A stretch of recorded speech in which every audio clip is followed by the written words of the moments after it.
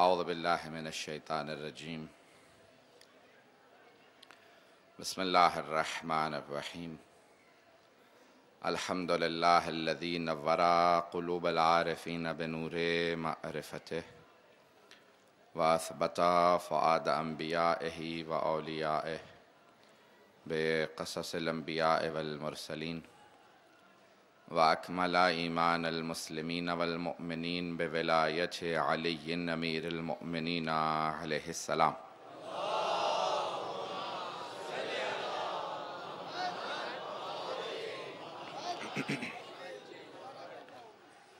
والصلاة والسلام والتحية والإكرام على أفضل الموجودات العبد المؤيد والرسول المسدد المصطفى الأمجد المحمود الأحمد أعني أبا القاسم محمد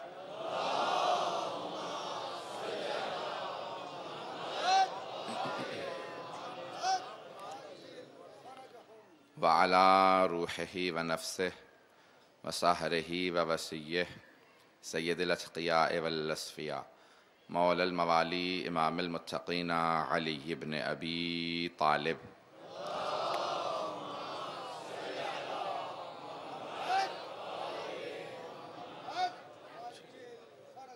وعلى أوصيائه لا سيما بقية الله في الأرضين روحي وأرواح العالمين لتراب مقدمه الفدا واللعنة الدائمة على أعدائهم أجمعين من الآن إلى قيام يوم الدين أما بعد فقد قال أبو عبد الله جعفر بن محمد الصادق عليه الصلاة والسلام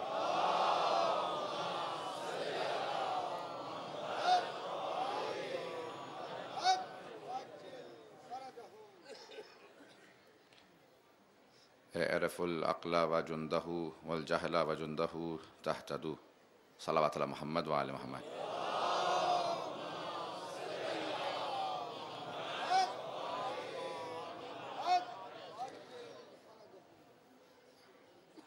صادق آل محمد کا فرمان ہے اپنے ماننے والوں کے لیے کہ عقل کو پہچانیں، اس کے لشکر کو پہچانیں، اور جہالت کو پہچانیں، اس کے لشکر کو پہچانیں، تہتدو تو آپ سب ہدایت پا جائیں گے۔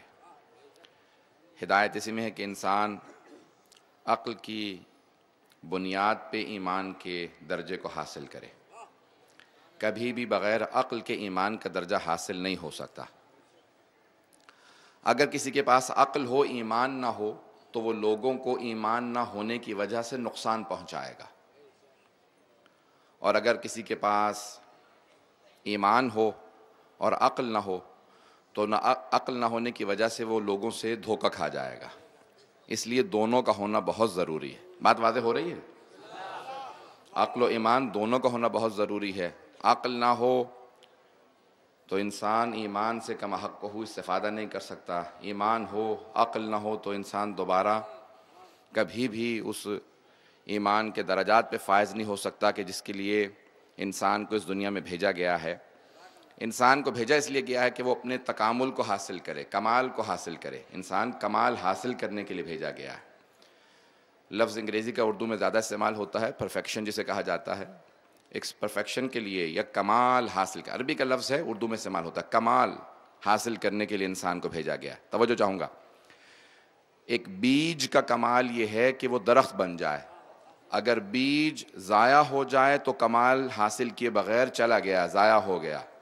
اگر وہی بیج پورا درخت بن جائے، پھل دینے لگے، یا بیج بو دیا جائے اور وہ خود سے پودا بنے، اس سے اور بیج آنے لگیں، تو سمجھ لیں اس بیج نے اپنا کمال حاصل کر لیا۔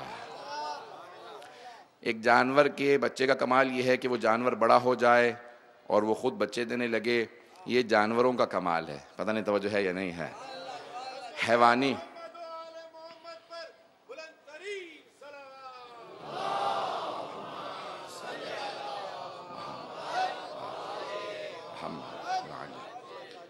تو حیوانی کمال یہ ہے کہ بڑے ہو جائیں، شادی ہو جائے، بچے ہونے لگیں۔ نباتی کمال یہ ہے کہ اس میں بھی اضافہ ہو۔ یہ نباتی و حیوانی کمال ہیں۔ انسانی کمال یہ نہیں ہے کہ انسان بڑا ہو جائے، شادی ہو جائے، بچے ہونے لگیں۔ انسانی کمال یہ ہے کہ وہ عقل کو اپنے حصول کے آخری کمال تک لے جائے، اور یہ صرف انسانی کمال ہے، اور ایمانی کمال یہ ہے کہ انسان محمد و آل محمد کو ماننے لگے۔ تو انسان کا ایمان مکمل نہیں ہوتا، صرف خدا کے ماننے سے ایمان حاصل نہیں ہوتا، پیغمبر اسلام اور ان کی آل کو تسلیم کر لینے سے ایمان حاصل ہوتا، یہ ایمان کا کمال ہے۔ اور اسلام نے ہمیشہ اس بات کی تاکید کی ہے کہ لوگ مؤدب بنے، باادب بنے۔ اسلام کی معراج کا نام ادب و آداب ہے، انسان باادب ہو۔ اور ادب و آداب کی اگر آپ نے معراج کو دیکھنا ہے تو پھر زیارات کو دیکھ لیجئے کہ وہاں پہ انسان سلام کرنا سیکھتا ہے۔ اس لیے کوئی روز عاشور زیارت عاشورہ ترک نہ کرے، اور اگر چھوٹ بھی جائے کہیں باہر جلوس کی وجہ سے تو کم از کم ایک مرتبہ کربلا کا رخ کر کے السلام علیک یا ابا عبداللہ الحسین ضرور کہے کہ وہ حسین ہمارے سلام کے لائق ہیں۔ جتنا بھی ہم احترام دیں ہماری اپنی عزت بڑھے گی۔ سید الشہداء کو کوئی فرق نہیں پڑتا کوئی ان کے سامنے آ کے سلام کرے، سید الشہداء وہ ہیں کہ جن کو ملائکہ سلام کرتے ہیں، اور وہ ہیں کہ جن کے لیے تمام انبیاء نے سلام کیا، خود حبیب خدا نے سلام کیا۔ اللہ سبحانہ و تعالیٰ کہتا ہے حسین آپ کی عظمتوں پہ سلام ہے، کہ سارے فرشتے کہتے تھے پروردگارہ انسانوں کو اپنا نمائندہ بنا کے نہ بھیجے، حسین آپ وہ ہیں کہ جن کے اجداد نے اور آپ نے، آپ کی اولاد نے وہ کر دکھایا کہ فرشتے کہنے لگے کہ پروردگارہ تیرا فیصلہ صحیح تھا، اگر حسین ابن علی تیرا نمائندہ ہے۔ تو آج ہمیں یقین ہے کہ ہاں ہم بھی سلام کرتے ہیں حسین ابن علی کو۔ انسان بنا ہے کمال کے حصول کے لیے، کمال آپ کو کربلا میں نظر آئے گا۔ سید الشہداء کمال مطلق ہیں، لیکن ان کے اصحاب کو دیکھیں وہ کتنے با کمال ہیں۔ سید الشہداء کی تو خلقت ہی با کمال ہے، ان کی تو اس کائنات کی خلقت سے پہلے جب خلقت ہوئی وہ با کمال، لیکن ان کے اصحاب کو دیکھیں۔ حسین اس ذات کا نام ہے جو گنہگاروں کو جمع کر کے ساری دنیا کے سلام کے لائق بنا دے۔ عزیزان گرامی، میں ان ہستیوں کی بات نہیں کر رہا جو آل محمد میں سے تھے، میں ان افراد سے متعلق بات کر رہا ہوں جو کوفے سے آئے ہیں، جو راستے سے ملے ہیں، ایسے ایسے افراد جو ابھی تک ایمان نہیں لے کے آئے تھے، اسلام قبول نہیں کیا تھا، صرف سید الشہداء کو دیکھا، انہیں دیکھنے کے بعد کہا کہ یہ آپ کا کمال ہے یا دین نے آپ کو ایسا بنایا ہے؟ کہا میرے پیغمبر، میرے نانا رسول خدا، میرے بابا علی مرتضیٰ، میرے بھائی حسن، میری ماں، کہ ہم سب کے سب ایسے ہیں۔ جب وہ دیکھتے تھے کہتے تھے اگر آپ ایسے ہیں اور آپ کا سارا خاندان ایسا ہے تو ہم اپنے دل سے مانتے ہیں کہ اسلام قبول کرنا لازم ہے۔ یہ نہیں کہا یہ میرا کمال ہے، عزیزان گرامی یہ سید الشہداء کا کمال ہے، لیکن کہیں تکبر نظر نہیں آتا جناب سید الشہداء کی زندگی میں۔ کہیں پہ بھی یہ نہیں کہتے کہ میں ہوں میرا کمال ہے، جبکہ آپ کا کمال ہے جناب سید الشہداء کا کمال۔ میں پیش کرنا چاہ رہا ہوں جناب امام جعفر الصادق علیہ السلام کے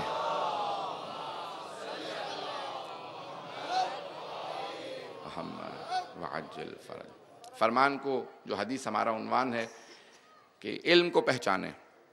علم کے فوجیوں کو ہم آپ کے سامنے گنوا رہے ہیں جو اس کا لشکر ہے۔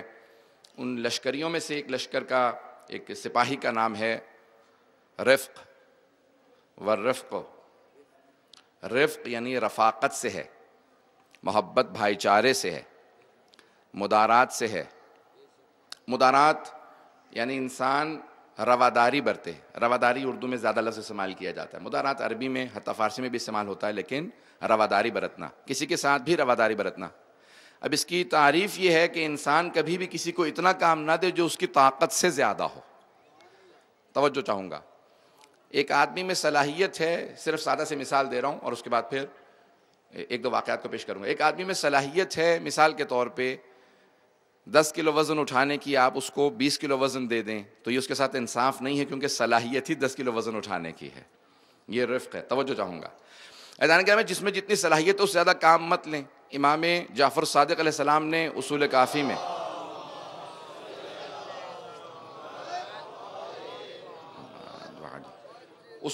ایک روایت کو پیش کیا ہے۔ مولا فرماتے ہیں کہ ایک یہودی کوفے میں اپنے ہمسائے سے بہت متاثر تھا، کہا بھئی آپ کی وجہ سے میں مسلمان ہونا چاہتا ہوں، میں نے آج تک آپ سے کبھی بھی کوئی اذیت نہیں دیکھی، آپ کا اخلاق، آپ کا کردار بہت باعمل ہے، میں بھی مسلمان ہونا چاہتا ہوں۔ تو ہمسائے نے کہا ٹھیک ہے، کلمہ پڑھ لیجئے، بہت آسان ہے، میرے ساتھ ظہر کی نماز پہ چلیں۔ اس نے کہا دن شروع ہوا کہاں، بھی کچھ دیر میں ظہر ہونے والی ہے، میں آپ کو پہلے لے چلتا ہوں.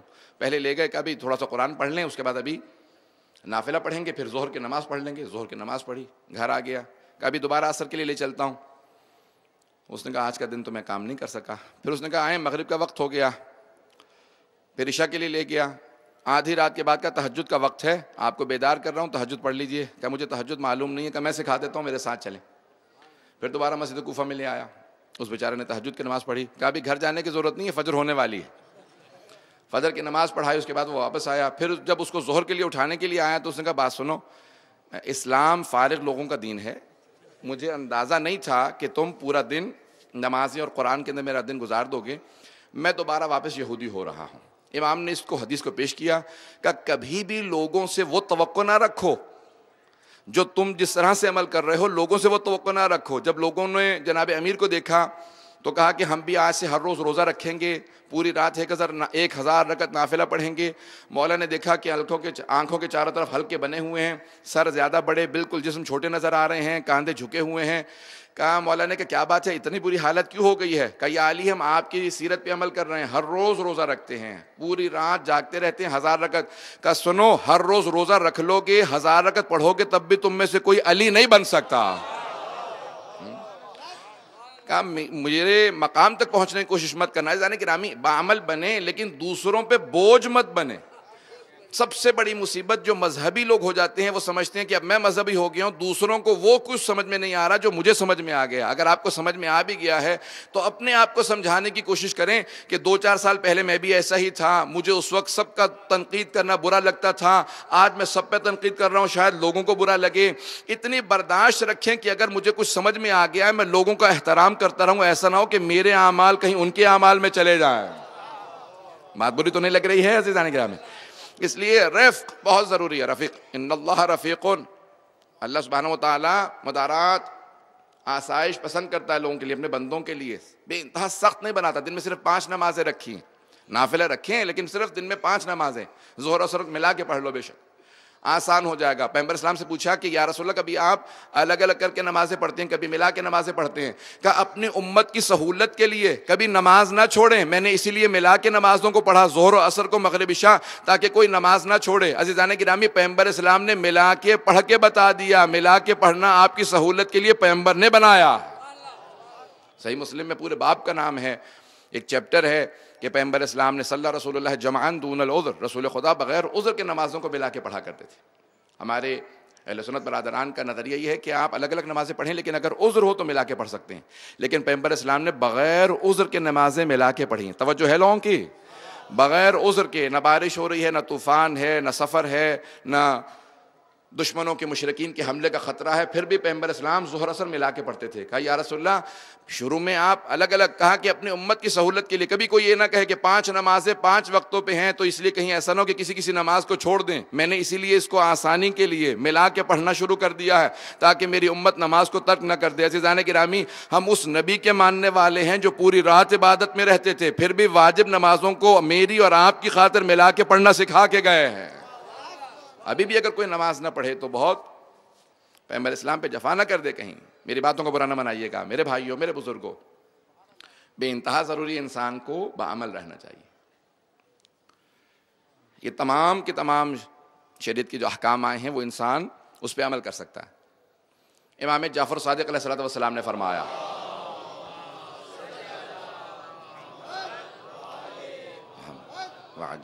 چند افراد نے تو بلند آواز سے صلوات پڑھی ہے، باقی افراد مجھے محسوس ہوتا ہے کہ شاید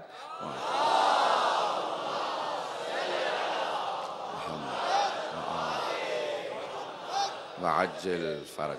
آخری مجالس ہیں، آپ کی محبتوں کی نظر کر رہا ہوں. مجھے بتایا جاتا ہے کہ ہر طرف سے پورے شہر سے لوگ آ رہے ہیں جس عقیدت کے ساتھ جناب سیدہ آپ کی عقیدتوں کو اپنی بارگاہ میں قبول فرمائیں. جناب سید الشہداء آپ کا آنا اپنی بارگاہ میں قبول فرمائیں.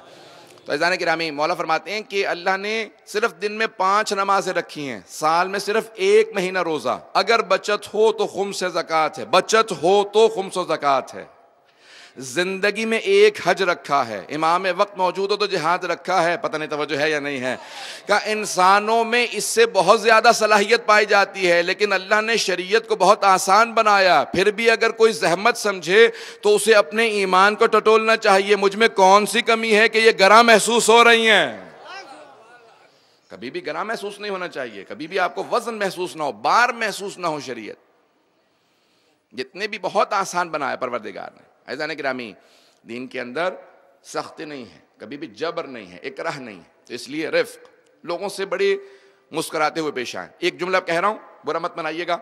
جتنے لوگ بعض اوقات ضرورت سے زیادہ مذہبی ہو جاتے ہیں، ایک ہوتا ہے نا کہ مذہبی ہونا، ایک ہوتا ہے ضرورت سے زیادہ مذہبی ہو جانا، تو وہ ہمیشہ کرخ مزاج، تلخ مزاج، آنکھیں چڑھی ہوئی، منہ بنا ہوا، یہ اچھا اخلاق نہیں ہے.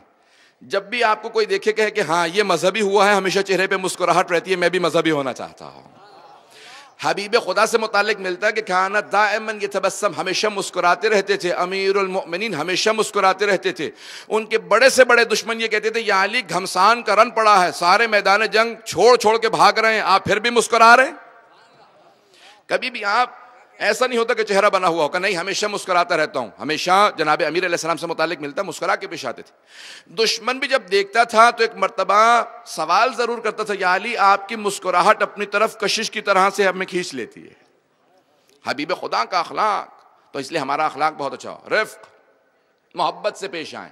کوئی بھی آدمی آپ کو دیکھنے کی وجہ سے دین کو قبول کرے گا، آپ کی وجہ سے اہل ایمان بنے گا، آپ کی وجہ سے دین پہ عمل کرے گا. اس لیے محبت سے پیش آئیں، خصوصاً جو آپ سے چھوٹے ہوں، بچے ہوں، نوجوان ہوں، آپ کو دیکھنے کے بعد عمل کریں گے. دوسرے مرحلے کو پیش کرنا چاہتا ہوں، اگر سننا پسند فرمائیں گے تو باواز بلند صلوات پڑھیں گے.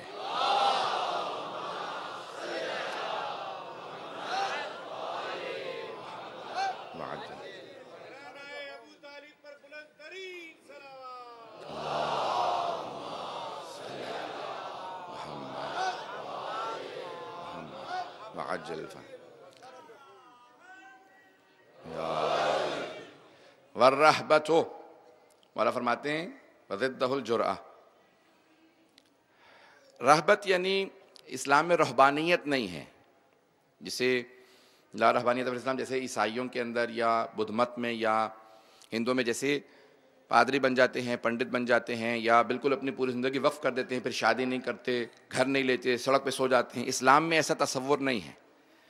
پیغمبر اسلام نے اس کی مذمت کی ہے، امیر المؤمنین نے مذمت کی ہے. جناب امیر علیہ السلام جب آئے کوفہ میں تو وہاں دیکھا کہ کچھ لوگ ہیں جو 24 گھنٹے مسجد میں پڑے رہتے ہیں. آپ نے سوال کیا یہ لوگ کون ہیں؟ دیکھیں، مولا کا سوال کرنا یہ نہیں ہے کہ مولا نہیں جانتے تھے، مولا سب کو متوجہ کر رہے ہیں کہ یہ کون ہے. کہ یا علی آپ نہیں جانتے ان لوگوں کو؟ مولا نے کہا تم مجھے سکھاؤ گے؟ میں تم لوگوں سے پوچھ رہا ہوں یہ لوگ کون ہیں؟ کہ یا علی ہاں اولا الہیون، یہ اللہ والے ہیں. کس سے کہہ رہے ہیں؟ علی ابن ابی طالب سے، جو ولی اللہ.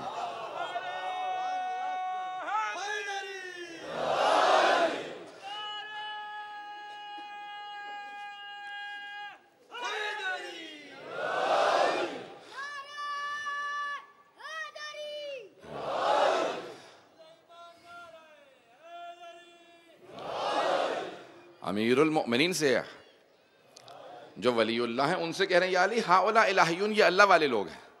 مولا نے کہا یہ اللہ والا کیا ہوتا ہے؟ اللہ والا کیا ہوتا ہے؟ کہ یا علی یہ 24 گھنٹے مسجد میں پڑے رہتے ہیں، سارا دن روزے سے ہوتے ہیں، رات کو تہجد پڑھتے ہیں، قرآن پڑھتے ہیں، یہ مسجد کی زینت ہے. مولا نے کہا ان کے کھانے پینے کا کیا ہوتا ہے؟ کہ اگر کوئی دے دیتا ہے تو کھا لیتے، نہیں تو بھوکے رہتے ہیں. اب اگر امیر المؤمنین نے نہ کہا ہوتا، میں کبھی ممبر سے نہ کہتا، لیکن مولا کی آخری قیامت تک کے لیے بصیرت ہے، اس لیے اس جملے کو پیش کر رہا ہوں کہ جو مولا نے پیش کیا. مولا نے کہا وہ جو کوفے کے جانور ہیں نا، جو سڑکوں پہ سوتے ہیں، اگر توجہ ہو، وہ جو کوفے کے جانور ہیں نا سڑکوں پہ سوتے ہیں، انہیں بھی اگر کوئی کھانا ڈال دیتا ہے تو کھا لیتے، نہیں تو پڑے رہتے. کہ کبھی بھی سست الوجود جو کاہل ہو، کام چور ہو، اللہ والا نہیں ہو سکتا. یہ کس قسم کے اللہ والے ہیں جو 24 گھنٹے یہاں پڑے رہتے ہیں؟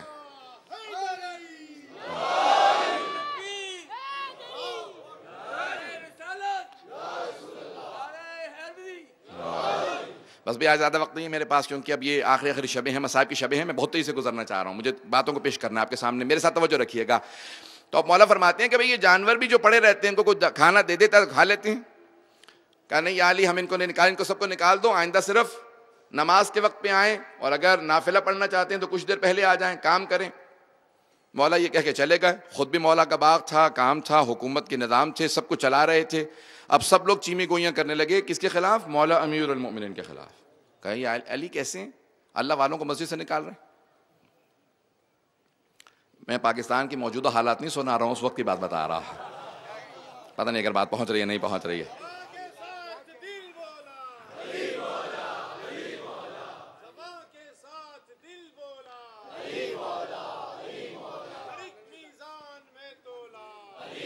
پتہ ہے اسی لیے پیش کر رہا ہوں۔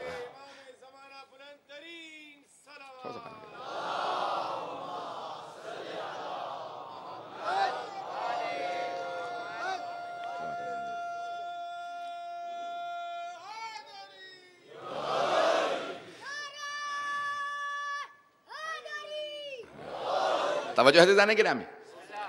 تو مولا نے فرمایا کہ بھئی ان سب کو مسجد سے باہر نکال دو۔ پھر اس بعد دوبارہ جب مولا تشریف لائے مغرب کے لیے تو دیکھا سب بیٹھے ہوئے ہیں۔ کبھی کیا بات ہے، ان کو باہر نہیں نکالا؟ کہا نہیں مولا ہمارے میں اتنی ضرورت نہیں ہے کہ اللہ والوں کو مسجد سے باہر بھیج دیں۔ مولا نے ایک مرتبہ مخاطب ہو کے کہا کبھی ان کے بیوی بچے ہیں؟ کہا یا علی بیوی بچے تو ہیں، ہم نے ان کو چھوڑ دیا اور ہم یہاں پہ اللہ اللہ کرنے کے لیے آ گئے ہیں، اپنی آخرت سنوار رہے ہیں، بیوی بچے جو ہیں اب ہم نے چھوڑ دیے ہیں۔ مولا نے کہا بھئی اب تمہارے بیوی بچوں کا کیا ہوا؟ کہا دوسرے افراد اب ان کے کھانے کا بندوبست کرتے ہیں۔ کہا تمہاری ساری عبادت کا ثواب انہیں ملتا ہے جو تمہارے بیوی بچوں کی دیکھ بھال کر رہے ہیں، تمہیں عبادت کا ثواب نہیں مل رہا کیونکہ تم نے فریضے کو چھوڑ کے مستحب کو اپنا لیا، واجبات کو چھوڑ کے آ گئے ہو اور مستحبات پہ عمل کر رہے ہو۔ تو ایک مرتبہ مولا نے کہا کہ سب چلے جائیں، نہیں تو پھر میں اس طرح سے نکالوں گا جو تمہیں شاید بہت برا محسوس ہو۔ ایک مرتبہ مولا نے ایسا ہاتھ میں لیا، جیسے ہی قریب بڑھے تو سب کے سب بھاگنے لگے۔ تو کہا کہ اب علی آ گئے ہیں، اور پھر مولا واقعاً اسی طرح سے پیش آئیں گے۔ کہ خبردار مجھے کوئی بھی آدمی 24 گھنٹے مسجد میں بیٹھا نظر نہ آئے۔ اعتکاف کے لیے آ سکتے ہو، وہ بھی 3 دن کے لیے ہے، ہفتے 10 دن کے لیے ہے، پوری زندگی مسجد میں نہ بیٹھے رہنا۔ جو کام کرنے والا ہوتا ہے الکاسب و حبیب اللہ، محنت کرنے والا اللہ کا دوست ہوتا ہے۔ مولا فرماتے ہیں نماز روزہ عبادت ہے، لیکن حلال رزق کمانا سب سے بڑی عبادت ہے۔ اللہ سبحانہ وتعالیٰ کا محنت بہت زیادہ پسند ہے۔ کبھی بھی محنت غربت تانا نہیں ہے، کبھی خبردار کوئی محسوس نہ کرے، کبھی نہ کہے میں غریب ہوں، کوئی تانا نہیں ہے۔ محنت کوئی تانا نہیں ہے، لیکن جہالت تانا ہے، کام نہ کرنا تانا ہے، لیکن محنت کوئی تانا نہیں۔ جتنی مزدوری کرتے ہیں، انبیاء علیہ السلام نے محنت کی ہے، جناب امیر نے محنت کی، اس لیے کبھی بھی محنت سے دل نہ چرائیں۔ توجہ ہے لیکن عزیزان گرامی، اب مولا امیر المومنین نے کہا ہے کہ انسان محنت کرے۔ تیسری جو صفت کو پیش کرنا چاہتا ہوں آج، والتواضع وضدہ الکبر، تواضع انکساری، بہت تیزی سے گزر رہا ہوں۔ تواضع انکساری، تواضع ایمان کی علامت ہے، عقل کی علامت ہے، تکبر جہالت کی علامت ہے۔ جس بھی درخت کے اوپر پھل ہوتا ہے وہ جھکا ہوا ہوتا ہے، سعدی شیرازی نے کہا جس پہ پھل نہیں ہوگا وہ اکڑا کھڑا ہوا ہوگا۔ جہاں علم ہوگا تواضع انکساری ہوگی، جہاں پہ علم نہیں ہوگا جہالت ہوگی، اس کے اندر بے انتہا تکبر پایا جائے گا۔ جناب حبیب خدا سے تو کوئی افضل نہیں، جناب علی سے تو کوئی نہیں، ان کے اندر تواضع انکساری۔ عزیزان گرامی، کبھی بھی کوئی کسی بھی چیز پہ تکبر نہ کرے، کبر نہ کرے، ہمیشہ انسان کے اندر تواضع بے انتہا ضروری ہے۔ تواضع انکساری، توجہ میرے ساتھ رکھیے گا عزیزان گرامی، تو تواضع انکساری بے انتہا زندگی میں ضروری ہے، مومن کی علامات میں سے ہے۔ کبھی بھی مومن متکبر نہیں ہوگا، اس میں انکساری پائی جاتی ہوگی۔ کبھی یہ نہیں کہے گا میں اتنی مرتبہ زیارت کر آیا ہوں، زیارت کی ہے آپ کے اپنے کام آئے گی۔ ان احسنتم احسنتم لانفسکم، اگر کبھی کوئی نیکی کی ہے تو اپنے لیے کی ہے، کسی اور کے کام نہیں آئے گی۔ جتنی مرتبہ سید الشہداء کی یا کسی بھی امام کی زیارت کریں گے اتنی مرتبہ وہ بھی آپ کی شفاعت کے لیے آئیں گے۔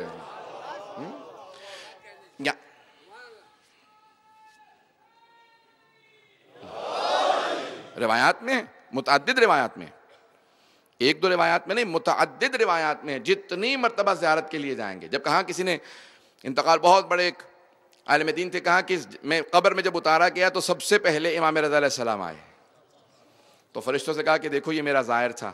میں رونے لگا کہ مولا آپ کیوں آئے؟ کہ تو نے تقریباً 70 مرتبہ میری زیارت کی ہے، 70 مرتبہ میں بھی آؤں گا، یہ پہلی مرتبہ ہے، ابھی قبر میں آیا ہوں، پھر صراط پہ آؤں گا، میں ہر جگہ پہ جہاں ضرور۔ عزیزان گرامی، بہت کریم ہے محمد و آل محمد۔ اور اگر جا نہیں سکتے تو آپ کا کم از کم دل تو وہاں ہونا چاہیے. پتہ نہیں میں بات پہنچا پایا ہوں یا نہیں. نہیں جا سکتے عزیزان گرامی، نہیں جا سکتے تو آپ کا دل کربلا میں ہونا چاہیے، دل مشہد میں ہونا چاہیے، قوم مقدس میں ہو، مدینہ میں ہو، مکے میں ہو، کہ میں نہیں جا سکا. جو تڑپتا ہوا دنیا سے جائے گا کہ نہیں جا سکا، اس کا حشر و نشر انہی زائرین کے ساتھ ہوگا جو وہاں پہ تھے. عزیزان گرامی اپنے دلوں میں محبت رکھیں. زیارت کی، میں عمرے پہ جاتا، میں حج پہ جاتا، میں مکے جاتا، مدینے جاتا، پیغمبر اسلام کی جناب سیدہ کی، ائمہ بقیع کی، کربلا نجف کی زیارات کرتا. جو بھی اس نیت کو رکھے گا اسے وہی ثواب ملے گا. اس لیے مولا فرماتے ہیں کبھی بھی تواضع انکساری سے ہمیشہ پیش آنا، کبھی کبر تکبر سے پیش مت آنا، نخوت نہیں ہونی چاہیے. لیکن ایک اور اس کے زاویے کو پیش کرنا چاہتا ہوں، ایک اور پہلو کو پیش کرنا چاہتا ہوں کہ التکبر مع المتکبر والتواضع مع المتواضعین عبادہ. تکبر کرنے والوں کے ساتھ تکبر کرنا اور تواضع انکساری کرنے والوں کے ساتھ تواضع انکساری کرنا یہ عبادت ہے. جملہ میں نے کہہ دیا ہے، مجھے تھوڑی تشریح کرنی پڑے گی. اگر ایک آدمی بہت زیادہ ہمیشہ تکبر ہی سے پیش آتا ہو تو پھر معصوم فرماتے ہیں پھر اس کے ساتھ تواضع انکساری کرنا اس کے تکبر کو اور زیادہ عروج دینے کے مترادف ہے. اس لیے جو بہت زیادہ اکڑتا ہو اس کے سامنے اکڑنے کی ضرورت ہے تاکہ وہ اپنے تکبر سے باز آ جائے. جہنم کے مختلف گڑھے ہیں، ان میں سے ایک بہت بڑا گڑھا ہے جس کا نام ہے سقر، اور وہاں پہ وہ افراد جائیں گے جو تکبر سے پیش آتے ہیں. سقر میں اللہ کے ناموں میں سے ایک نام ہے المتکبر. اللہ تکبر کرتا ہے، لیکن پیغمبر اسلام ائمہ کے ناموں میں نام نہیں ہے متکبر. کیوں؟ اللہ سے کوئی بڑا نہیں ہے، بعظمت نہیں، اس لیے اسے تکبر کا حق ہے. اور کسی کو بھی کبریائی صرف اللہ کی ذات کے لیے، تکبر اس کے لیے ہے. گھبرا تو نہیں رہے ہیں؟ اس لیے تکبر مومن کو زیب نہیں دیتا. فرعون تکبر سے پیش آتا تھا، ہمیشہ ڈانٹتا ڈپٹتا تھا. پیغمبر اسلام کا اخلاق مشہور تھا، تواضع انکساری مشہور تھی. یہاں تک کہ اندر روایات میں یہاں الفاظ ایسے موجود ہیں کہ جناب حبیب خدا، قرآن کی آیت بھی ہے کہ لو كنت فظا غلیظ القلب لانفضوا من حولک، اے میرے حبیب اگر آپ کرخت مزاج ہوتے، تکبر رکھتے ہوتے، سختی سے پیش آتے تو جتنے بھی یہ صحابہ آپ کے اطراف میں جمع ہو گئے ہیں یہ سب چھوڑ کے چلے جاتے. یہ آپ کا اخلاق ہے، تواضع ہے، انکساری ہے کہ سب آپ سے قریب ہوتے چلے جا رہے ہیں. اور ائمہ علیہ السلام کا کیا ہے تاریخ میں، جب پیغمبر اسلام بیٹھتے تھے زمین پہ صحابہ کے ساتھ تو کوئی لباس سے پہچانتا نہیں تھا یہ رسول اسلام ہے. نہیں بات کو پہنچا سکا، نہیں پہنچا سکا. کوئی لباس سے نہیں پہچانتا تھا. سونے جواہرات کا کوئی لباس نہیں ہوتا تھا، تاج نہیں ہوتا تھا. سادہ لباس وہ جو سب پہنتے تھے، بس امامہ ابا قبا تھا، سادہ لباس ہوتا تھا. پیغمبر اسلام کے سادہ لباس کو دیکھ کے اکثر لوگ دھوکہ کھا لیتے تھے. اتنا سادہ لباس، اکثر سوال کرتے تھے. یہاں تک ایک آدمی آیا، اس نے کہا کہ محمد مصطفیٰ کہاں پہ ہیں؟ تو ایک مرتبہ صحابہ نے کہا رسول اللہ کی بات کر رہے ہو؟ تو سامنے زمین پہ جو صحابہ کو بیٹھ کے سکھا رہے ہیں وہی محمد مصطفیٰ ہے.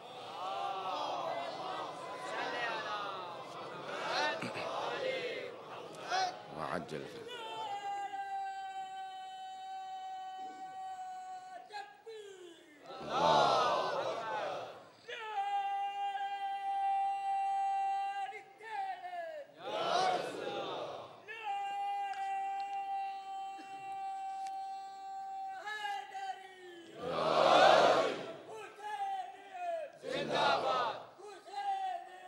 زندہ باد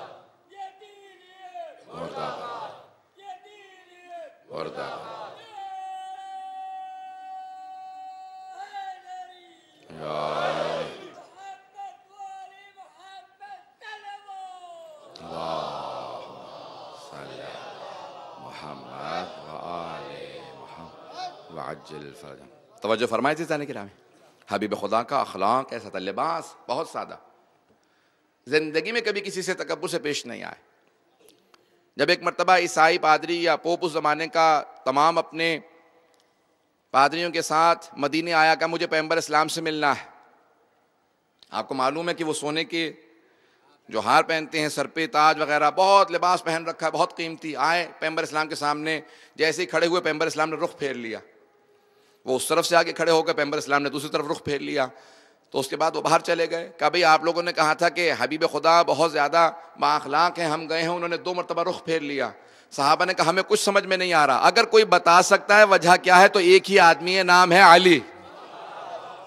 کہا ذرا علی کو بلا لیجیے تاکہ معلوم ہو جائے. جناب امیر المومنین تشریف لائے. کہا کہ یا علی، یہ سب عیسائی تمام پادری جمع ہو کے آئے ہیں کہ ہمیں محمد مصطفیٰ سے ملنا ہے، لیکن پیغمبر نے 2 مرتبہ رخ پھیر لیا. جناب امیر مسکرائے. کہا اس لباس میں تو نہیں گئے تھے؟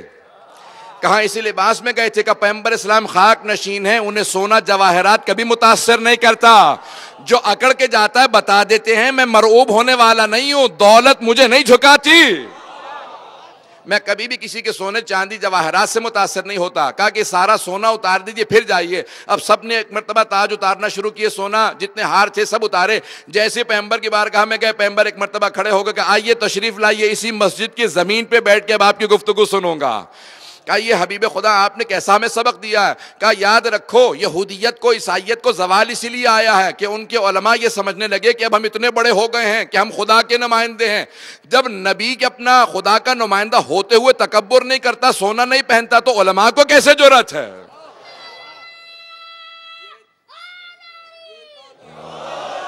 کہ اس نے سونے کو اپنے جسم سے ہٹا دیجئے. جب تک کہ آپ تکبر کرتے رہیں گے کبھی بھی لوگوں کو اپنی طرف گرویدہ نہیں کر سکتے. اپنی زندگی کے اندر تواضع لانا بہت ضروری ہے. حبیب خدا سے بڑھ کے کوئی نہیں ہے. توجہ ہے لوگوں کے میرے ساتھ؟ ایسا کہ نبی تواضع انکساری بہت ضروری ہے. اپنی زندگیوں کو ایسا بنائیں. اب آئیں میں پیش کرنا چاہتا ہوں جناب سید الشہداء کس طرح سے تواضع سے پیش آتے ہیں. اپنے اصحاب کو جمع کرتے ہیں اور ان کے ساتھ وہیں زمین پہ بیٹھ کے گفتگو کرتے ہیں جیسے اپنے اصحاب کے اپنے اہل بیت کے ساتھ گفتگو کر رہے تھے. جناب سید الشہداء کی عظمتیں بہت زیادہ. یہ آخری ایام ہیں. ہم ایک مرتبہ مل کے کہیں گے زیارت عاشوراء کا ایک جملہ، اللہم ارزقنی شفاعت الحسین یوم الورود. پروردگارا جب ہم قبر میں وارد ہوں تو ہمیں حسین ابن علی کی زیارت نصیب ہو. آج 7 محرم گزر گئی ہے نا. میں تمہید باندھ رہا ہوں آخری ایام کے اندر اہل بیت سے محمد و آل محمد سے کوئی افضل نہیں ہے. جناب امیر علیہ السلام سب کے ساتھ انکساری سے پیش آتے ہیں. ایک واقعہ پیش کروں گا اور پھر جناب عباس سے متعلق جناب سید الشہداء سے متعلق ایک احادیث میں سے کچھ جملہ پیش کروں. جناب امیر کوفہ میں بیٹھے ہوئے ہیں اور آواز دیتے ہیں اپنے اصحاب سے، کہتے ہیں کہ یتیم بچوں کو اعلان کر دو کہ آج علی آپ سب کو کھانا کھلائیں گے. دسترخوان زمین پہ بچھایا. اصحاب کہتے ہیں کہ وہ جو مولا خود زندگی میں کبھی مولا نے کھانا نہیں کھایا تھا، وہ یتیموں کے لیے کھانا زمین پہ لگایا. یتیم بچوں کو وہ کھلا رہے ہیں جو مولا خود نہیں کھاتے تھے، اور اپنے ہاتھوں سے باقاعدہ ان کے منہ میں لقمہ دیتے، اپنے ہاتھوں سے ان کے لیے کھانا تیار کرتے. کہ بچوں یہ محسوس نہ کرنا آپ یتیم ہیں، آپ کا بابا علی موجود ہے. نہیں کہتے میں مولا ہوں، آپ کا امام ہوں، حجت ہوں، خبردار نہ. کہ یہ یتیم بچے ہیں، یہ محسوس کرنا میں ہی تمہارا باپ ہوں. تمام کوفے کے چھوٹے چھوٹے یتیم بچے کہتے تھے کہ ہمیں یتیم نہ کہنا، امیر المؤمنین موجود ہیں. میں نے متعدد کتابوں میں دیکھا کہ اصحاب کہتے تھے کہ ہمارا جی کرتا تھا کاش ہم بھی یتیم ہوتے، جتنی محبت مولا یتیموں کو دیتے ہیں کاش ہم ہی یتیم ہوتے. یہاں تک کہ جب بیٹھ جاتے تو بچے دوڑتے ہوئے آپ کی طرف آئے تو ظاہراً جناب عمار یاسر ہیں، دیکھا کہ ایک بچے نے مولا کے گھٹنے پہ پاؤں رکھ دیا. چھوٹا سا بچہ 2-3 برس کا. جب اس نے گھٹنے پہ پاؤں رکھا تو جناب عمار یاسر نے کہا بیٹا نیچے اتر جائیں، یہ امیر المؤمنین ہیں. مولا نے کہا عمار خبردار، یہ بچہ یتیم ہے. اللہ اکبر. مولا فرماتے ہیں عمار یہ بچہ یتیم ہے، یہ باپ کی محبت کے لیے ترس رہا ہے. انا ابو الایتام، میں یتیموں کا باپ ہوں. اذان کرام جناب امیر علیہ السلام نے جس محبت سے، یعنی کبھی بھی آپ کہیں کسی اور جگہ نہیں دیکھیں گے کس طرح سے پیش آ رہے ہیں. کائنات کے اندر کوئی اور آپ ایسی ہستی نہیں دکھا سکتے جیسے پیغمبر اسلام جناب امیر کی کس طرح سے تواضع کے ساتھ پیش آ رہے ہیں، چاہے یتیم ہو کوئی بھی ہو. اپنے ہاتھ سے غلاموں کو کھانا دینا. 1000 سے زیادہ غلام خرید کے امیر المؤمنین نے آزاد کیے ہیں. 1000 سے زیادہ. غلام بنانے پہ تاکید نہیں ہے، غلاموں کو آزاد کرنے پہ تاکید ہے. جناب قمبر کو بھی آزاد کر دیا تھا، وہ خود جاتے نہیں تھے، در امیر المومنین پہ رہتے تھے. جب کسی نے پوچھا کہ آپ ابھی بھی علی کے غلام ہیں، کہ علی نے تو آزاد کر دیا، میں نے قسم کھا رکھی ہے میں علی کا در چھوڑ کے کہیں اور نہیں جاؤں گا. 1000 سے زیادہ. غلاموں کو آزاد کرنا. روایات میں، تاریخ میں سب سے زیادہ جو تاریخ انسانیت میں غلاموں کو آزاد کیا جناب علی علیہ السلام نے. پیغمبر اسلام کی حدیث پہ عمل کیا. جناب پیغمبر اسلام نے کہا کہ جو غلاموں کو آزاد کرے گا، تربیت کرتے آزاد کرتے تھے امام سجاد، اس کے بعد ان کا. عزیزان گرامی، آج دور وہ ہے کہ جہاں امیر المؤمنین کے ماننے والوں کو اپنے کردار سے دنیا کو ان کے راستے پہ لے کے آنا ہے. ہمیں ایک ایسے دور سے گزرنا ہے کہ ہر آدمی دیکھنا چاہتا ہے کہ ہم کردار امیر المؤمنین کی ہر جگہ مثال پیش کریں کہ یہ ہمارے مولا ہیں، ان کی تاریخ لکھی جائے، کتابیں عام کی جائے. میں جس بات کو پیش کرنا چاہتا ہوں، آج پوری طرح سے کوشش کر رہا ہوں کہ میں فضائل پڑھ پاؤں، لیکن بار بار آج مجھے میدان کربلا کے کسی سپاہی کے نہیں بلکہ سپہ سالار حضرت عباس کے مصائب کو پیش کرنا ہے. جیسے جناب پیغمبر اسلام کی ہر جنگ میں امیر المؤمنین ان کے سپہ سالار تھے، ویسے ہی میدان کربلا میں حضرت عباس علیہ السلام جناب سید الشہداء کے سپہ سالار ہیں. اور 2 جملے میں پیش کروں گا اس سے پہلے کہ میں آگے بڑھوں. ایک جملہ جناب سید الشہداء، شعر ہے جناب سید الشہداء کا. ایک شعر کہا کب؟ جناب عباس کی شہادت کے بعد. امام حسین نے ایک شعر کہا ہے، فرماتے ہیں کہ اے عباس، وہ جو آپ کی وجہ سے آرام سے سوتی تھی بیویاں، اب انہیں سونا نصیب نہیں ہوگا، آرام نصیب نہیں ہوگا. اور وہ جو دشمن آپ کی وجہ سے جاگتے رہتے تھے کہ ہمیں عباس سے لڑنا ہے، کیسے لڑیں گے، اب وہ بہت آرام سے سوئیں گے. عباس، مظلوموں کو آپ کی بہت ڈھارس تھی. جناب عباس بہت باعظمت ہیں، بہت باعظمت، لیکن اس عظمت کے ساتھ جناب عباس کا تواضع انکساری. علی کے بیٹے ہوتے ہوئے جناب سید الشہداء کو پوری زندگی، امام حسن و حسین دونوں کو کبھی بھائی نہیں کہا، سیدی و مولائی، اے میرے آقا، اے میرے مولا. عزیزان گرامی، کیا عظمت ہے. اس سے پہلے کہ میں مصائب پیش کروں جناب عباس کے، میں جناب ام البنین کا مرثیہ پیش کرنا چاہتا ہوں کہ بی بی نے جو مرثیہ کہا ہے، آج میں اگر پڑھ پایا. مفاتیح الجنان میں شیخ عباس قمی نے لکھا ہے، شیخ عباس قمی نے نفس المحموم میں اور مقامات پہ جناب ام البنین کا مرثیہ لکھا ہے. کیا مرثیہ ہے؟ صرف اگر 3 میں اس کے شعر پیش کروں گا، اس کے بعد اگر پیش کر پایا تو. بی بی فرماتی ہیں، او کربلا سے آنے والو، مجھے اتنا بتا دو کیا ابھی بھی فرات پہ پہرے یا اب قبروں پہ پانی ڈال دیا گیا. بی بی دوسرا جملہ کہتی ہیں، لوگو اب مجھے ام البنین نہ کہا کرو، اب میں ایسی اٹھی ہوں کہ میرا کوئی بھی بیٹا نہیں رہا. پھر بی بی تیسرا جملہ کہتی ہیں کہ او کربلا سے آنے والوں، مجھے اتنا بتاؤ، جب میرا شیر بیٹا عباس گھوڑے سے گرا تو اس کے بازو نہیں تھے. لوگوں، جب کوئی شہسوار گرتا ہے وہ بازوؤں کا سہارا لیتا ہے. بس مجھے اتنا بتا دو، جب میرا بیٹا گرا تھا تو اس کا چہرہ پہلے زمین پہ لگا تھا یا اس کا سینہ زمین پہ پہلے لگا تھا. بڑے سخت جملے ہیں نا بی بی کے. بی بی جب گریا کرتی تھی نا جناب ام البنین، تو معالی السبتین میں اور کتابوں میں نے متعدد مقاتل میں دیکھا ہے کہ مروان جیسا پتھر دل آدمی جب گزر رہا ہوتا تھا جنت البقیع سے تو رک جاتا تھا، پوچھتا تھا یہ کس بی بی کی آواز آ رہی ہے؟ تو لوگ کہتے تھے یہ عباس ابن علی کی ماں ام البنین ہے. تو مروان کہتا تھا بڑا درد ہے ام البنین کی آواز میں. تو کہتے تھے یہ درد عباس کا درد ہے، اس ماں کو بہت زیادہ درد ہے حضرت عباس کا. جملہ پیش کر رہا ہوں اس سے پہلے کہ میں حضرت عباس کی شہادت پڑھوں. کوشش کروں گا کہ آج میں شہادت پڑھ پاؤں پوری، لیکن ایک اور جملہ سن لیجئے. مقاتل میں الفاظ لکھے ہیں کہ جب جناب ام البنین کو پتہ چلا نا جناب عباس کی شہادت ہو گئی ہے تو اپنے پوتے کو بلایا، کہا بیٹا ذرا مجھے کچھ دیر کے لیے جنت البقیع لے چل. بی بی آئیں جنت البقیع، ایک قبر کی پائنتی میں بیٹھی، کہا بی بی میرے عباس کو معاف کر دیجئے گا. بی بی میرے عباس نے بے وفائی نہیں کی تھی.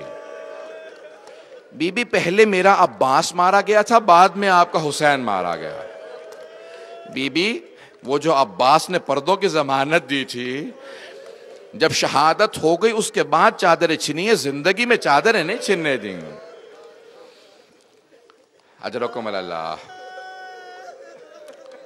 آج باب الحوائج کے مصائب ہیں، 7 محرم گزر گئی ہے نا، باب الحوائج، آج شب جمعہ بھی ہے۔ کوئی بھی آج جب دعا مانگے تو ایک مرتبہ کہے پروردگارا اب حضرت عباس کا واسطہ لے کے آئے ہیں۔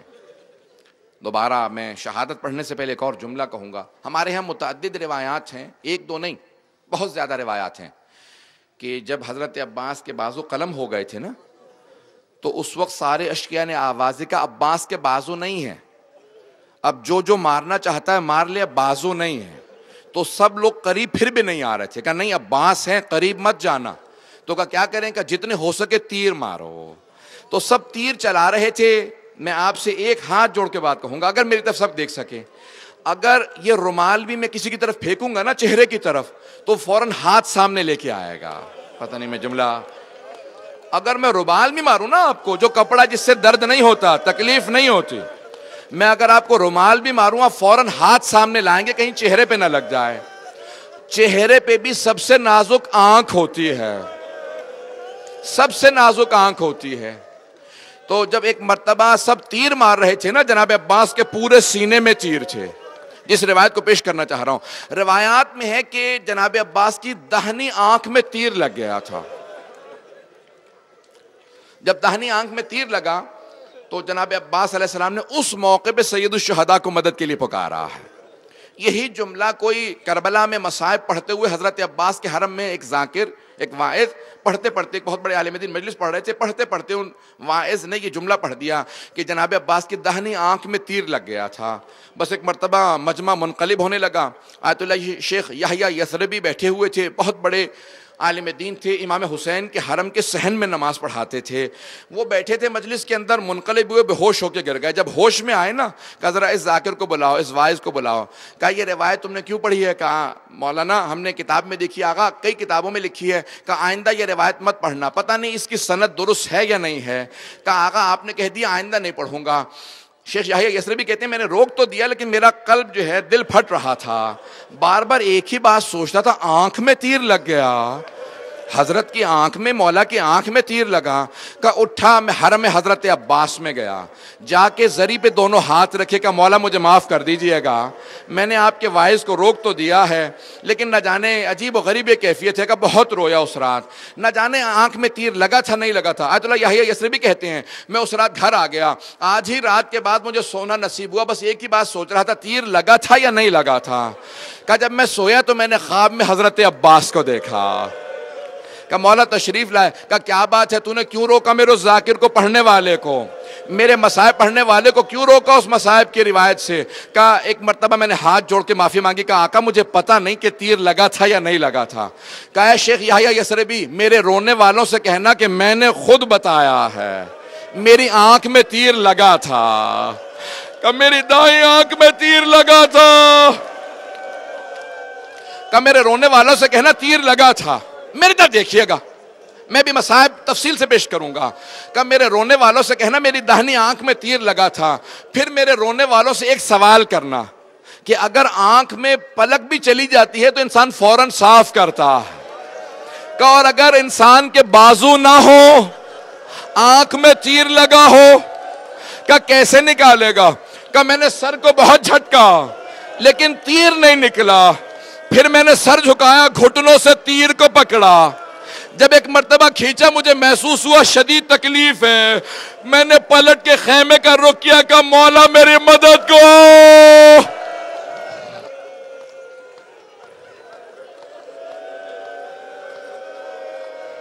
اجرکم اللہ۔ آج مجھے جناب عباس کے مصائب کو پیش کرنا ہے۔ آج 4 بیویوں کو پرسہ ضرور دیجئے گا، میں بھی پڑھوں گا آپ کے سامنے۔ 4 بیویوں کو پرسہ دیجئے گا۔ پہلی جناب فاطمہ الزہرا کو کہیے گا بی بی آپ نے کہا تھا نا علی ایک ایسے خاندان میں شادی کیجئے گا جو میری بیٹیوں کے پردے کی حفاظت کرے۔ دوسرے جناب زینب کبریٰ، بی بی کو بڑی محبت تھی اپنے بھائی عباس سے۔ تیسری بی بی کون ہے؟ جناب ام البنین، اور چوتھی بیوی جس کو مسلسل تماچے لگتے رہے، جو ہر تماچے پہ کہتی تھی چچا ابا یا اماں، چچا جان اجرکم اللہ اجرکم اللہ۔ آج جناب عباس کے مصائب ہے، 7ویں گزر گئی ہے نا، اطفال حسینی بہت پیاسے ہوں گے، خیموں سے رونے کی آواز آ رہی ہوگی، غیرت حضرت عباس برداشت نہیں کر رہی ہوگی۔ بس میں نے سارے مصائب چھوڑے، میں آگے بڑھتا ہوں۔ 10 محرم کا دن نمودار ہوا، مولا عباس نے کہا آقا مجھے اجازت دیجئے کہ عباس آپ میری فوج کے سپہ سالار ہیں، اگر آپ چلے جائیں گے فوج کو کون رکھوالی کرے گا؟ ایک مرتبہ جب جناب حبیب کا لاشا آیا نا تو جناب عباس سے رہا نہیں گیا، کہا آقا اب تو بڑے بڑے بوڑھے افراد مارے جانے لگے ہیں، مولا ایک مرتبہ مجھے اجازت دے کہ عباس رک جائے۔ تمام مقاتل میں یہ روایت ہے کہ عباس ابھی رک جائیے، آپ میری فوج کے سپہ سالار ہیں۔ ایک ایسا وقت آیا جب جناب اون و محمد کے لاشے آئے، جب جناب اون و محمد کے لاشے آئے نا تو جناب عباس نے کہا آقا اب تو گودوں کے پالے مارے جانے لگے ہیں، جنہیں میں نے گودوں میں پالا تھا وہ بھی مارے جا رہے ہیں، مولا مجھے اجازت دے کہ نہیں عباس رک جائیں، آپ میری فوج کے سپہ سالار ہیں۔ اب جناب عباس سے رہا نہیں گیا کہ آقا وہ فوج کہاں ہے جس کا میں سپہ سالار ہوں؟ کہ عباس آپ رک جائیے۔ اب میں جو جملہ پیش کرنا چاہتا ہوں، جناب عباس ایک خیمے کے سامنے کھڑے تھے کہ اندر سے کچھ بچوں کی آواز آنے لگی۔ جہاں پانی رکھا جاتا تھا نا، مشکیزے رکھے جاتے تھے، وہاں کچھ بچے مشکیزے ہلا ہلا کے دیکھ رہے تھے، شاید کسی مشکیزے میں پانی رہ گیا ہو۔ غیرت عباس نے برداشت نہیں کیا۔ یہاں اولاد والے بیٹھے ہوں گے، میں آپ سے ایک سوال کروں، اگر آپ کا کوئی بچہ بہت زیادہ پیاسا ہو، یہاں کوئی بچہ بے ہوش ہو کے گر جائے، میں آپ سے قسم کھا کے کہتا ہوں ماں باپ فوراً اٹھیں گے، ہائے میرا بچہ بے ہوش ہو گیا، فوراً جائیں گے پانی پلائیں گے۔ اور جناب عباس جو غیرت کا پیکر ہیں، بس صرف سنا کہ بچے مشکیزیں ہلا کے دیکھ رہے ہیں، اندر آئے، خیمے کے اندر آئے، دیکھا کہ ایک بی بی ہے 3.5 برس کی بچی ہے۔ کہا کہ بی بی کیا بات ہے؟ کہا چچا مجھے بہت پیاس لگی ہے۔ کبھی بھی مشکیزہ لیجیے، اپنے بابا کے پاس لے کے آئیے، اپنے بابا سے کہیں مجھے پانی لانے کی اجازت دے دیں۔ آئے جناب سکینہ کے ساتھ جناب عباس، کہا جناب سکینہ نے کہا بابا چچا سے کہیں مجھے پانی لا دیں۔ میں اپنے الفاظ میں پیش کروں، مولا نے کیا کہا ہوگا؟ عباس اب آپ ایسی سفارش لائے ہیں میں رد نہیں کر سکتا۔ عباس اجازت ہے، پانی لانے کی اجازت ہے۔ جناب عباس نے فوراً مشکیزہ کاندھے پہ رکھا، علم ہاتھ میں لیا، کہا کہ بی بی کچھ دیر انتظار کر لے، میں ابھی پانی لے کے آتا ہوں۔ مولا حسین نے کہا عباس جانے سے پہلے ذرا ایک مرتبہ زینب سے مل لیجئے گا۔ جناب عباس ایک مرتبہ اس خیمے کے باہر آئے جہاں جناب زینب تھیں۔ بس بھئی اب رونا اپنی اپنی قسمت کا ہے، کون پرسہ دے پائے، نہ جانے ہم میں کون اگلے برس ہوگا کون نہیں ہوگا۔ پروردگارہ دوبارہ مہلت دے، ہم مصائب پڑھ سکیں، سن سکیں، گریہ کر سکیں۔ اس خیمے کے باہر آ کے کھڑے ہوئے جہاں جناب زینب تھیں، باہر سے آوازی کہا کہ اے علی زادی آپ کی عظمتوں کو سلام۔ بی بی میں الوداع کہنے آیا تھا۔ جناب زینب نے خیمے کا پردہ اٹھایا، کہا عباس جانے سے پہلے ذرا ایک مرتبہ خیمے کے اندر آ جائیے۔ جناب عباس نے سر جھکایا، قد آور تھے، فوراً خیمے کے اندر گئے۔ کہا بی بی کیا بات ہے؟ کہا عباس جب میں پہلی مرتبہ کوفے آئی تھی نا تو بابا نے مجھ سے کہا تھا بیٹی آج آپ شہزادی بن کے آئی ہیں، اسی شہر میں آپ کو قیدی بنا کے لایا جائے گا۔ کہا عباس جب مجھ سے بابا نے کہا تھا نا مجھے یقین آ گیا تھا، مولا بابا نے کہا ہے مجھے قیدی بنایا جائے گا، لیکن عباس میں ہمیشہ سوچا کرتی تھی کس کی جرت ہوگی مجھے قیدی بنانے کی، میرا عباس جیسا بھائی ہے۔ لیکن عباس ابھی جب آپ نے خیمے کے باہر سے کہا نا بی بی الوداع، عباس مجھے وہ یقین ہو گیا وقت بڑا قریب ہے جب مجھے قیدی بنایا جائے گا۔ جناب عباس سے برداشت نہیں ہوا، آنکھوں میں آنسو بہنے لگے، فوراً خیمے سے باہر آئے۔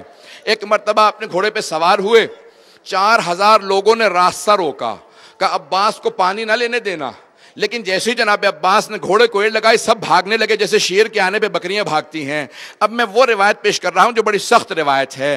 جیسے ہی جناب عباس چلے تو روایت کے الفاظ ہے کہ ایک چھوٹی سی بچی نے ہاتھ میں کوزہ لیا اور خیمے سے باہر آ گئیں، اپنے ہاتھ سے ہر بچے کے ہاتھ میں کوزہ دینے لگیں۔ سارے بچے خیموں سے باہر آ گئے، پتہ نہیں کیسے پیش کروں گا، سارے بچے خیمے سے باہر کھڑے ہیں۔ بی بی نے اشارہ کیا کہ بچوں غور سے دیکھ لو، وہ جو علم جا رہا ہے نا وہ میرے چچا عباس ہیں، ابھی پانی لے کے آئیں گے، میں اپنے ہاتھوں سے سب کو پانی پلاؤں گی۔ بچے بڑی حسرتوں سے دیکھنے لگے، علم جانے لگا، نشیب میں اترا۔ بی بی نے بچوں سے کہا بچوں یہ میرے چچا فرات میں اتر رہے ہیں۔ میں ایک سوال کروں، میں اور آپ جب پانی میں دیکھتے ہیں نا تو اپنی صورت نظر آتی ہے، لیکن روایت کہتی ہے جب جناب عباس نے پانی اٹھایا نا تو جناب عباس کو جناب سکینہ کی صورت نظر آ رہی تھی۔ فوراً رو کے کہا کہ بی بی کچھ دیر اور انتظار کر لے، میں ابھی آپ کے لیے پانی لے کے آ رہا ہوں۔ مولا نے مشکیزے میں پانی بھرا اور فوراً اپنی سواری سے کہا اشرب الماء، کہا جانور سے اپنے گھوڑے سے کہا کہ پانی پی لے، لیکن اس نے بھی سر ہلا دیا۔ میں کہوں گا مولا آپ کی عظمتوں کو سلام، آپ کی سواری کو سلام، شاید اسے بھی پتا تھا حسین کے بچے پیاسے ہیں۔ بس ایک مرتبہ جناب عباس سوار ہوئے، اپنے کاندھے پہ علم رکھا، مشکیزہ ہاتھ میں لیا، دوبارہ واپس آنے لگے۔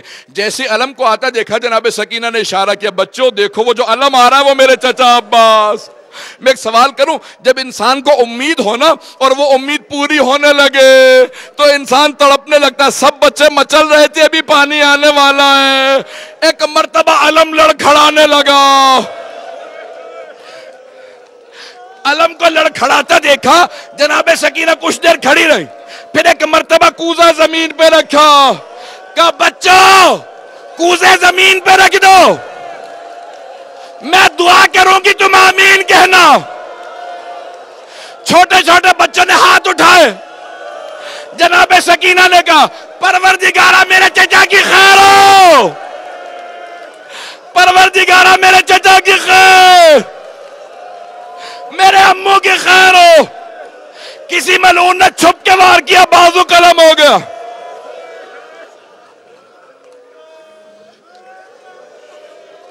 میں تمام کر دیتا نہیں، لیکن یہاں میں تمام نہیں کر سکتا۔ کسی ملعون نے چھپ کے وار کیا، جناب عباس کا بازو قلم ہو گیا۔ کسی دوسرے ملعون نے وار کیا، دوسرا بازو قلم ہو گیا۔ جناب عباس کے جو ہاتھوں میں مشکیزہ تھا آپ نے اپنے دندان مبارک سے پکڑ لیا۔ میں اور آپ جب دعا کرتے ہیں نا ہاتھوں کو بلند کرتے ہیں، اور جس کے ہاتھ نہ ہو مولا نے نگاہوں کو بلند کیا کہ پروردگارہ یہ پانی سکینہ تک پہنچ جائے۔ ایک ملعون نے تیر رکھا، مشکیزے کو مارا، سارا پانی بہہ گیا۔ آسمان سے آواز آئی عباس ہم نے اس دعا کے بدلے میں آپ کو باب الحوائج بنا دیا۔ کہا پروردگارہ تیری مصلحت ہے تو جانے، لیکن اب جبکہ پانی خیمے میں نہیں جا رہا، میرا لاشا خیمے میں نہ جائے، مجھے سکینہ سے شرم آئے گی۔ جناب عباس رک گئے، گھوڑے کو آگے نہیں بڑھاتے۔ جب سب تیر مارنے لگے میرے مولا نے آخری مرتبہ کہا مولا میری مدد کو۔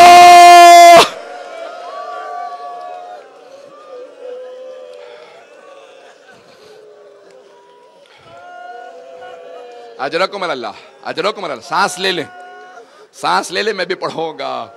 بس بھی 2 منٹ کی اور زحمت ہے، آپ تھک گئے ہوں گے نا۔ جناب زینب نے بڑا گریہ کیا۔ بس بھی آخری جملے سن لیجیے۔ جناب سید الشہداء نے آواز سنی، ایک مرتبہ جناب سید الشہداء نے کمر پہ ہاتھ رکھ کے کہا الآن انکسر ظہری وقلت حیلتی، میری کمر ٹوٹ گئی۔ کیسے آئے جناب عباس کے لاشے پہ؟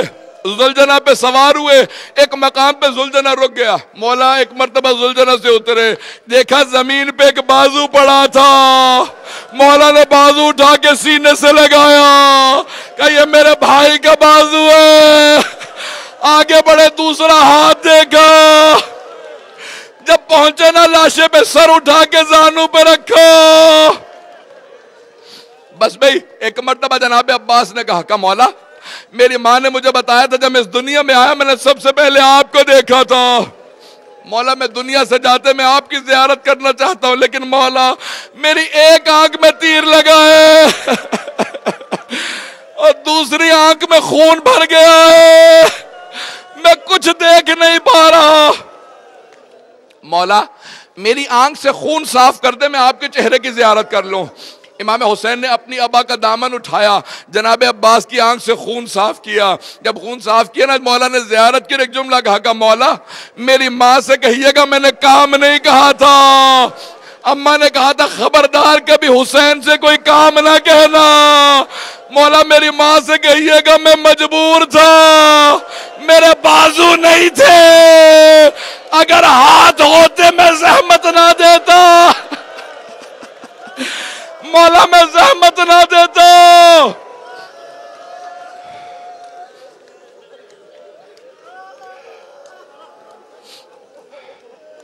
میں نے تمام کر دیا، ابھی کچھ دیر میں علم برآمد ہوگا۔ ایک جملہ کہہ رہا ہوں، مجھے معاف کر دیجیے گا اگر برداشت نہ کر سکے۔ ایک جملہ کہہ کے تمام کر رہا ہوں۔ جناب سید الشہداء نے علم لیا، اور جب واپس گئے نا تو ایک بچی در در خیمہ پہ کھڑی تھی، کہا بابا آپ علم واپس کیوں لائے؟ میرے چچا کہاں ہے؟ مولا نے کہا وہ فرات پہ سو گئے۔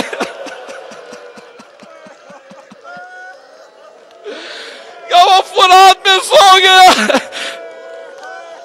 میں ہاتھ جوڑ کے کہہ رہا ہوں، سنیں گے ایک جملے کو، جب شام غریبہ میں اسی بچی کو تماچا لگا تو بی بی کو بابا کا جملہ یاد تھا، چچا فرات پہ سو گئے۔ بی بی نے فوراً فرات کا رخ کیا، کہا چچا واپس آ جاؤ، چچا بہت تماچے لگ رہے۔